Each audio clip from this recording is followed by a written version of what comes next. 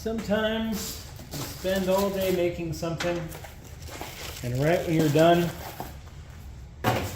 you have a better idea. So let's make it again.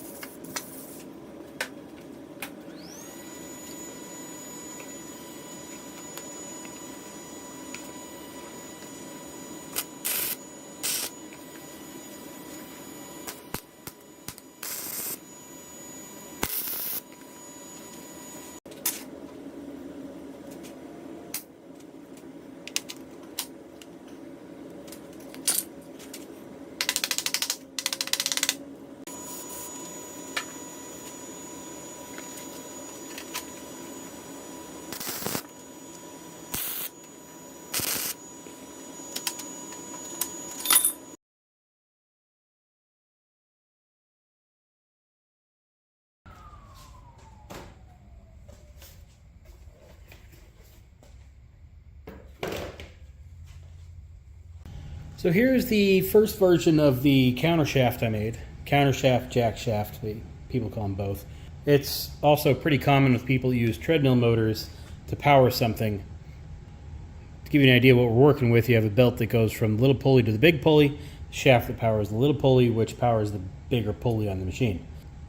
It's got a few problems, like belt tension between, this pulley and the machine. Yeah, you're gonna have to adjust that. Basically, you're pulling this and bolting it down, kind of annoying.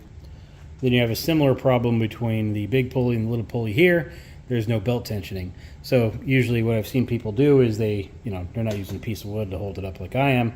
They use, a piece of angle iron or something, pull it back, and that puts some tension on the pulley. So as you pull it back, you bolt it down, and away you go. It kind of takes up a lot of desk room, and it's not that good looking. So while mocking it up here last night, I had an epiphany. If these brackets were a little wider, we wouldn't need to mount the motor elsewhere. It could mount right to the counter jack shaft.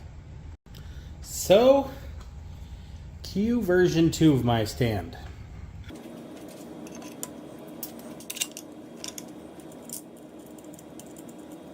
I have a flange head, little 3/8 1-inch nut, 3/4 inch nut, and a thread distorted flange and lock nut.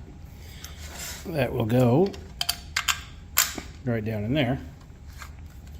And with this setup, it retains the little built-in tensioning system of the treadmill motor bracket. So tighten that down wherever I want, and we have built-in tension. Pillow block bearings can be mounted on this end or on that end, depending on the setup. I need to go internal, so they will be going right there. We have a notch right here for a drive shaft to fit through, which when I cut these brackets, I knew I wanted that, but I didn't know where they were going to wind up. And I didn't know if I needed them. Turns out I do, so this is really revision 3 of this because I had to go back and do some grinding and cutting. Curious, these are 1/2 inch pillow block bearings. It's got 7/16 bolts, and since the body is the same for these little bearings, I could go with a 3/4 or 1 inch if I wanted to, and I'll still work on this bracket. I went with a 1/2 inch because that's the diameter of a twisted Evinrude 9.9 horsepower drive shaft. So it looks like I'll need a 20-inch drive belt. The other neat thing about this is the motor is reversible. Well, that's really it for my treadmill pulley motor countershaft plate. I think it's going to work out pretty well. Looks pretty beefy. It is a little larger than I would have liked, but hey, it works. And yeah, got some shaft modifications to do. Got to either replace or sand that pulley so it fits inside of there, and get a belt to connect to the machine, and we will be good. Oh, also that can tension a lot more than that. So yeah, I'm pretty happy with it. I'm glad I did it over rather than trying to rig a way to get the other one to match up. Also, since I, made that little relief cut down inside of here, we can tuck our wires away nicely. I mean, that's the secondary benefit. The main benefit, honestly, is I didn't have to try to clean out the weld of an inside three-way corner, or weld an inside three-way corner and have it look halfway decent.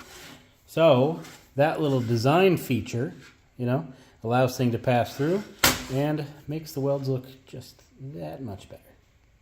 Well, that's it for now. Hope you found it helpful. See y'all next time.